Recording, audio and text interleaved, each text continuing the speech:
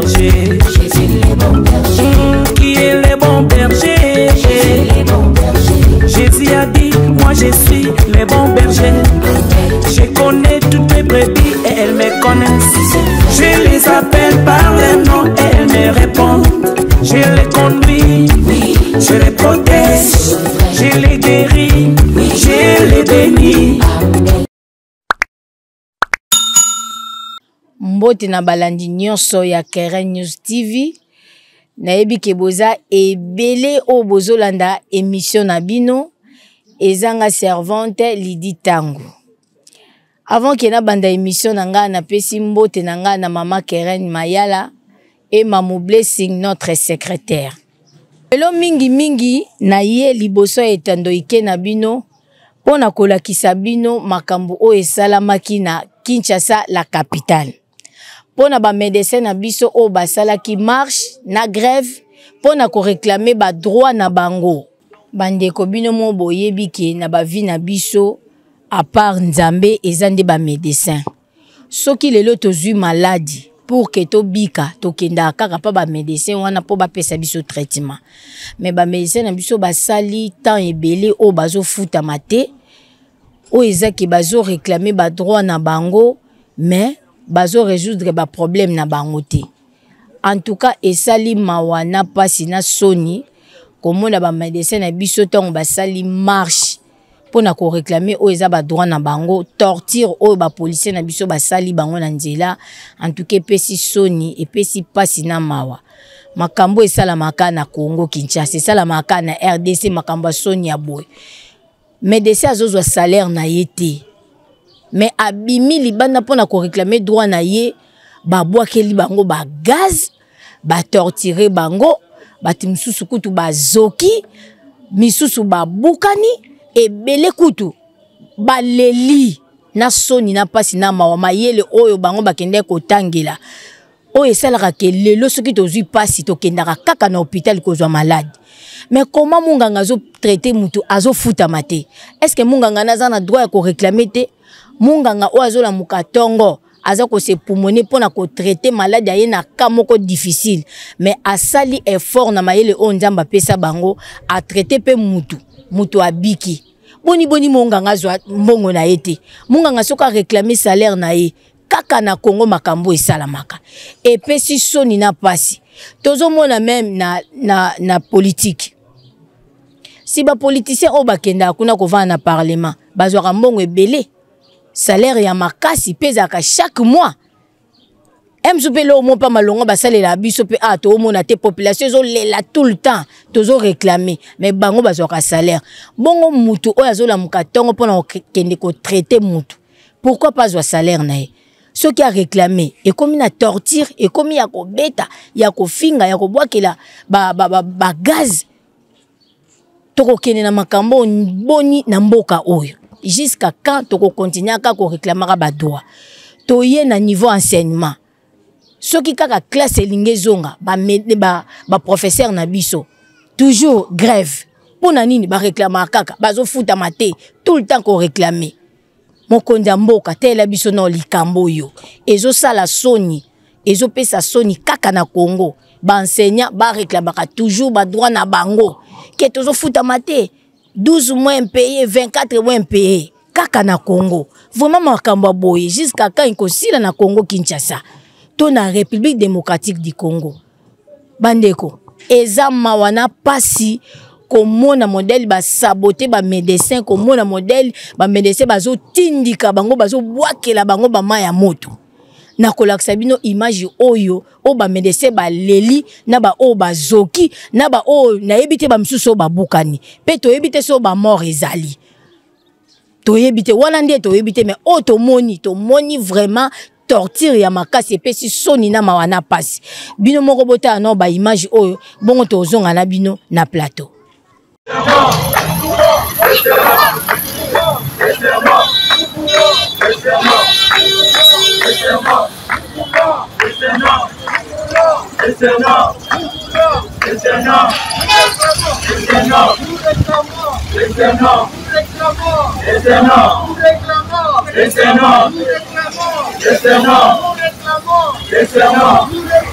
Cette marche pour l'honneur et la dignité de médecins a été organisée dans l'objectif de réclamer l'amélioration des conditions socio-professionnelles, notamment la prime de risque, salaire, transport et logement adéquats auprès du gouvernement. Ces blouses blanches ont envahi quelques grands acteurs de la ville de Kinshasa, empêchant ainsi le passage de véhicules pour manifester leur mécontentement sur ce qui est de leurs droits. Nous sommes venus revendiquer d'abord l'alignement des nouveaux médecins, à la prime de risque. Revendiquer aussi nos droits. Nous avons des médecins qui ont fait tant d'années, 8 mois, 6 mois, qui ont fait 10 ans, 7 ans, 8 ans, pour pouvoir avoir des impôts. Nous voulons assurer que le gouvernement nous aide à avoir la mécanisation. Si vous aviez vu aujourd'hui sortir à la rue, parce que nous en avons assez. À chaque fois, nous avions eu à revendiquer auprès de notre employé qui est le gouvernement de dire mot. À chaque fois, il faut les accords, mais il ne respecte pas cela. C'est pourquoi aujourd'hui nous étions déterminés à emprunter la rue pour qu'une solution soit trouvée à nos revendications. Il y a une promesse sur la fête pour que ça se réalise. Bientôt le roi est très bien de l'année 2020. Malheureusement, on se rend compte que le gouvernement n'a pas une bonne volonté, n'a pas la bonne foi pour réaliser cette promesse. Et le médecin dit que le gouvernement prend en charge. C'est le minimum que nous demandons. Parce que si aujourd'hui le médecin s'est possible de demander le respect des ressources spécifiques des médecins, on le fait, on demande, on peut normalement le donner. Alors si nous ne le donnons pas, c'est parce qu'ils sont de mauvaise foi et c'est vraiment déplorable. Nous sommes en train de revendiquer pacifiquement. Nous sommes dans un régime d'information, nous ne vous avez pas informé.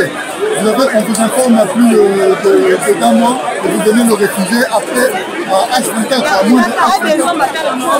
Vous nous tapez pour rien. Nous nous donnons là, nous sommes pacifiquement et vous nous tapez. Nous demandons juste un petit minimum. Le respect du statut spécifique, ce n'est pas le faire. Pour rappel, cette manifestation des médecins était organisée dans plusieurs villes du pays.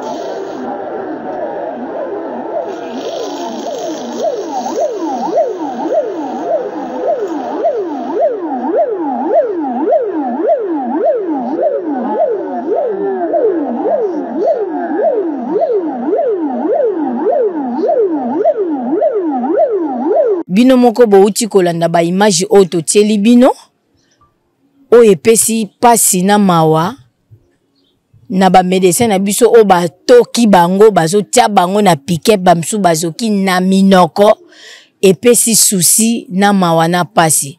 Vraiment ba médecin na biso o to comprendre baza vraiment considéré te. Pour ceux qui bazala qui considéré benge ba sala bango biloko ba sali bango te.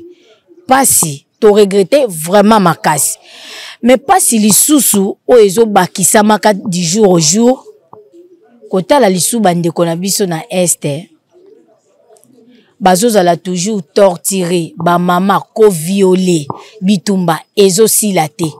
Tozo ebate makambo yo, tozo kende nango ti wapi. Bitumba yango nyoso kaka pona richesse na biso ya Congo.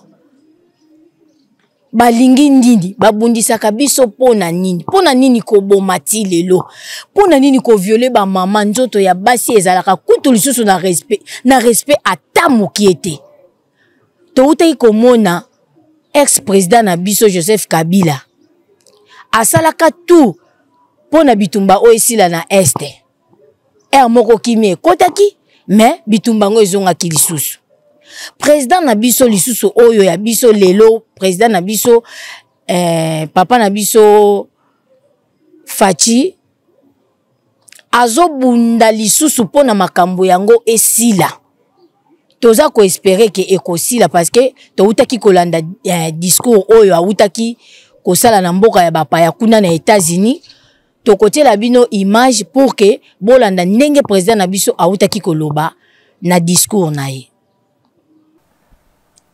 Monsieur le Président de l'Assemblée générale des Nations unies, Monsieur le Secrétaire général des Nations unies, Mesdames et Messieurs les chefs d'État et de gouvernement, Mesdames et Messieurs les chefs de délégation, c'est pour moi un grand honneur et un réel plaisir de prendre la parole du haut de cette tribune pour faire entendre la voix de mon pays, la République démocratique du Congo, sur les principales questions qui préoccupent au plus haut point la communauté internationale actuellement. Monsieur le Président, je voudrais néanmoins, avant toute chose, vous féliciter pour votre élection à la présidence de la 77e session ordinaire de l'Assemblée générale des Nations unies. Je suis convaincu que vous donnerez le meilleur de vous-même pour la réussite de cette session et vous garantis tout le soutien de mon pays. Monsieur le Président, les défis majeurs auxquels l'humanité fait face actuellement sont les suivants. La sécurité et la paix pour tous, la maîtrise des changements climatiques, la relance de l'économie mondiale après la Covid-19, la lutte contre la pauvreté et la promotion du bien-être collectif. Ces principaux défis sont complexes et intimement enchevêtrés. Conscient de cette réalité, je salue le choix judicieux et la pertinence du thème central de ces assises, à savoir un tournant décisif des solutions transformatrices face à des défis intriqués. À l'évidence, le relèvement de ces défis exige plus de concertation, plus de coopération et plus de solidarité entre les États et les nations. Le maintien de la paix et la sécurité internationale constituent le fondement et l'objectif primordial de la création de l'Organisation des Nations Unies. Ni l'indifférence, ni l'immobilisme, ni l'attentisme de sa part ne sont par conséquent admissibles face à toute menace contre la paix et la sécurité internationale. À ce jour, la question de la sécurité et de la paix internationale se cristallise autour de la lutte contre le terrorisme ainsi que l'extinction des foyers de tension en Europe et en Afrique. En effet, le terrorisme n'a épargné aucun continent. Après l'Asie, l'Europe occidentale, l'Amérique du Nord, il se métastase en Afrique, où il a allumé le feu à plusieurs endroits et notre continent en paye un lourd tribut. Au Sahel, à l'Est, à l'Ouest, au centre et au sud de ce continent, les terroristes tuent par des expéditions barbares des populations innocentes et déstabilisent des États au nom de l'intégrisme religieux. Certes, des progrès remarquables ont été accomplis au Moyen-Orient dans la lutte contre ce fléau qui a battu de l'aile. Cependant, ce fléau est loin de s'essouffler et encore moins d'être éradiqué de notre planète. C'est pourquoi la République démocratique du Congo, une des victimes africaines de ce terrorisme, est membre de la coalition globale contre l'État islamique interpelle les Nations unies et les exhorte à s'impliquer activement dans la mise en œuvre des recommandations de cette coalition et de celles du processus d'Aqaba.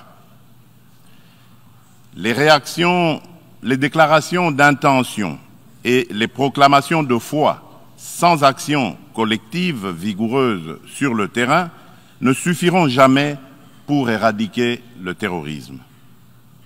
Monsieur le Président, au cœur de l'Europe, la guerre entre la Russie et l'Ukraine est une plaie béante dont le saignement atteint même l'Afrique lointaine et perturbe le commerce international à cause des dégâts collatéraux importants, notamment en matière d'approvisionnement en produits céréaliers et énergétiques d'origine ukrainienne et russe, nécessaires à l'alimentation des populations ainsi qu'au fonctionnement des économies des pays importateurs. Il est impératif que les Nations unies interviennent avec diligence et plus de fermeté pour éteindre ce brasier, et ce, dans le respect absolu des règles du droit international.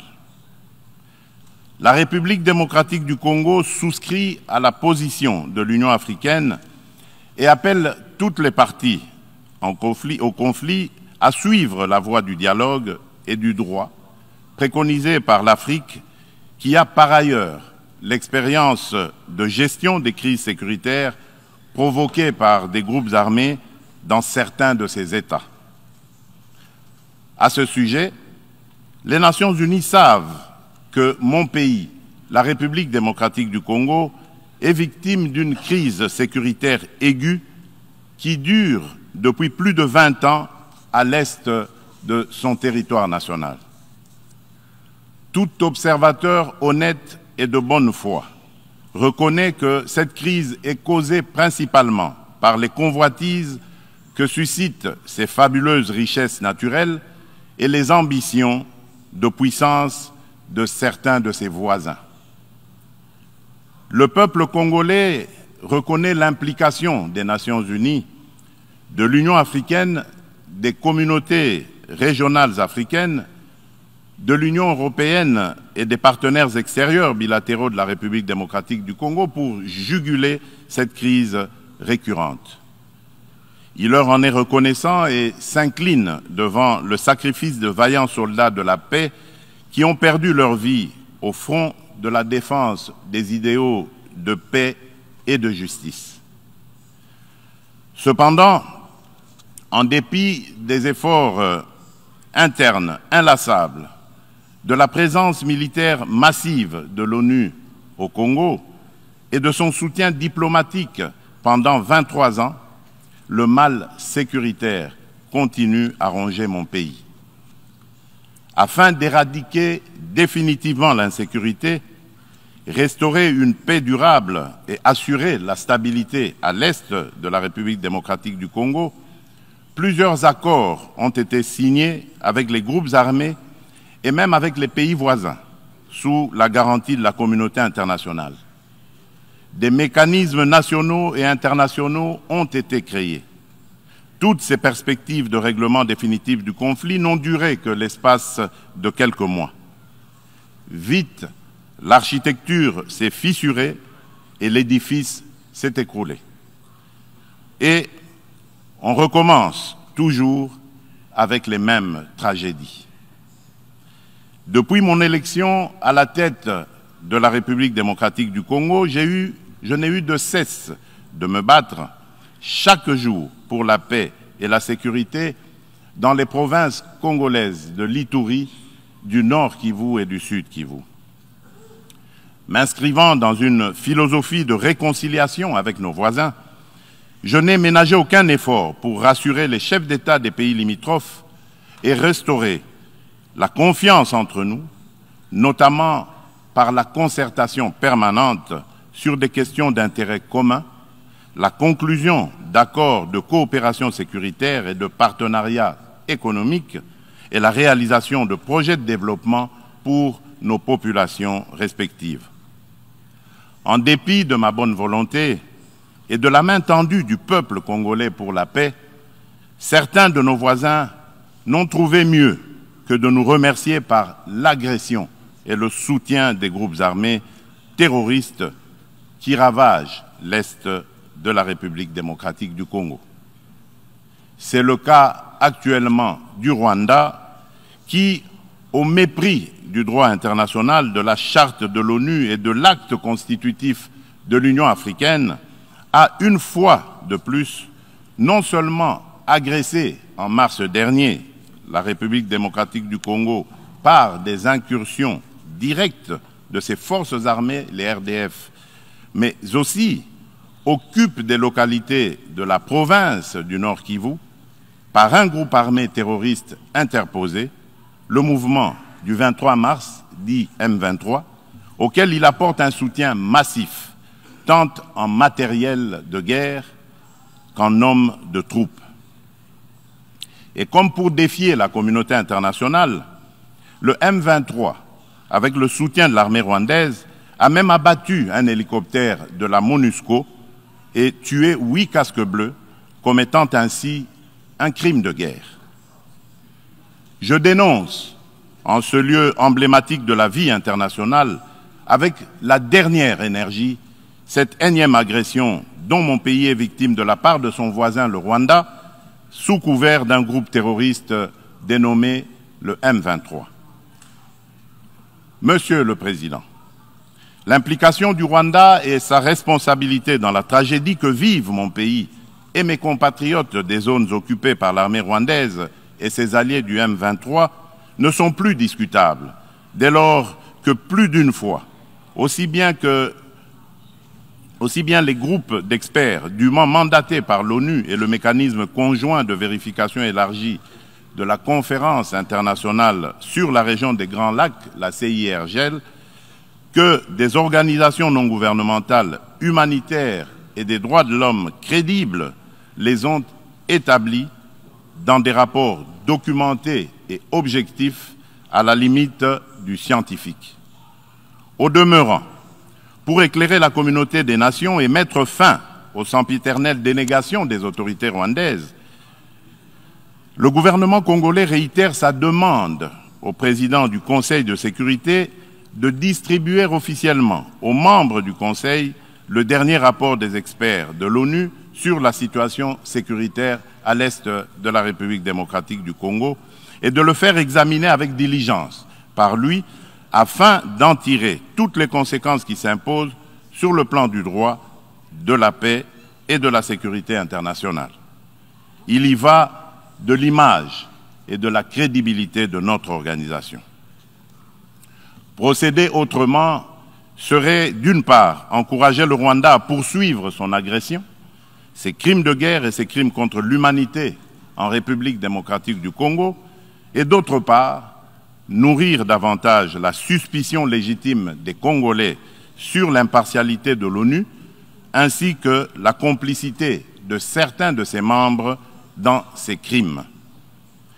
C'est pour mettre fin à cette suspicion et dissiper l'ambiguïté de certaines positions du Conseil de sécurité sur la crise sécuritaire à l'est de la RDC, ambiguïté qui excède la population congolaise et exacerbe la tension entre elle et la mission de l'ONU pour la stabilisation du Congo, la MONUSCO, que le gouvernement de mon pays a demandé la réévaluation du plan de retrait progressif et responsable de cette mission. Cette démarche d'ajustement est exigée par le constat unanime, même au niveau le plus élevé de notre organisation, des faiblesses regrettables de la MONUSCO, ce qui affecte certainement l'efficacité et la légitimité de l'action de l'ONU en République démocratique du Congo. La réévaluation du plan de retrait de la MONUSCO ne peut par conséquent nullement remettre en cause les relations entre mon pays et notre organisation. Quoi qu'il en soit, je réaffirme haut et fort à cette tribune de la plus haute instance internationale de gestion des affaires du monde, la détermination du peuple congolais et de ses dirigeants de défendre toujours, jusqu'au sacrifice suprême, l'intégrité territoriale, l'indépendance et la souveraineté de leur pays, dans le respect, bien sûr, du droit international et des engagements pris au sein des organisations internationales dont il est membre. C'est ici le lieu pour moi de préciser que l'État congolais et la société civile ne permettront jamais à quiconque de tenir le discours de la haine tribale, ethnique et raciale ou xénophobe dans notre pays. La Constitution de la République et les lois congolaises interdisent un tel discours et le sanctionnent sévèrement. Nul ne peut donc prétexter de ce discours imaginaire pour justifier des aventures criminelles au Congo, diviser les Congolais et fragiliser l'unité nationale à laquelle tous mes compatriotes tiennent. La République démocratique du Congo n'est pas et ne sera jamais génocidaire. De même,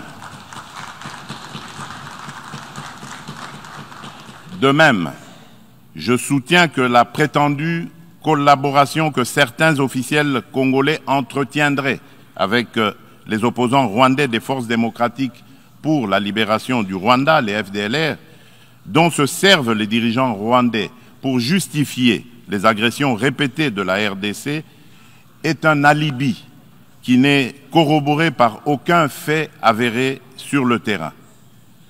En effet, les FDLR ont été décapités et réduites à néant par les forces armées de la République démocratique du Congo, les FARDC, en étroite collaboration avec l'armée rwandaise dans le cadre des opérations conjointes menées il y a quelques années. La République démocratique du Congo a en outre rapatrié plusieurs éléments des FDLR et leurs familles. Dès lors, les Congolais se demandent de quel FDLR parle-t-on? Quel est le mètre carré du territoire rwandais occupé par ces fantomatiques FDLR? À quel lieu précis du sol rwandais a-t-on jamais vu un jour un soldat congolais? Quoi qu'il en soit, la République démocratique du Congo reste disponible pour toute action répressive contre tout groupe armé qui tenterait de troubler la paix et la sécurité dans un pays voisin et dans la région des Grands Lacs. Monsieur le Président, le peuple congolais demande aux Nations Unies, à l'Union africaine, aux communautés régionales africaines et aux partenaires de la République démocratique du Congo de ne plus se fier aux dénégations éhontées des autorités rwandaises et de contribuer plutôt au rétablissement de la sécurité, à la construction d'une paix durable et à la création de conditions nécessaires à une coopération fructueuse dans la région des Grands Lacs et pour le bien de tous. À cet effet, il est nécessaire de voir ceci. 1. Rendre effectif le retrait immédiat du M23 des localités occupées, le retour des déplacés congolais de ces localités à leur domicile et la cessation sans condition du soutien de l'armée rwandaise à ce groupe terroriste, selon l'esprit et la lettre de la feuille de route de Luanda, convenue entre la République démocratique du Congo et le Rwanda, ainsi que des déclarations successives du Conseil de sécurité de l'ONU, du Conseil de paix et de sécurité de l'Union africaine, de la Communauté d'Afrique de l'Est, la CAE, et de la Communauté pour le développement de l'Afrique australe, la SADC. Nayebi ke bouti kolanda ba image oto tiela kibino ya président de la République na discours na ye autaki koloba pona makambo o ezo salama na este. Ngana bino to bandaka bien, pe to sukisaka bien. Tokutani à la prochaine émission.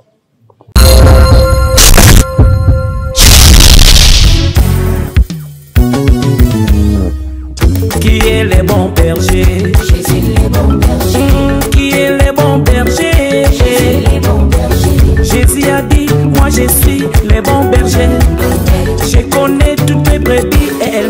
connaissent.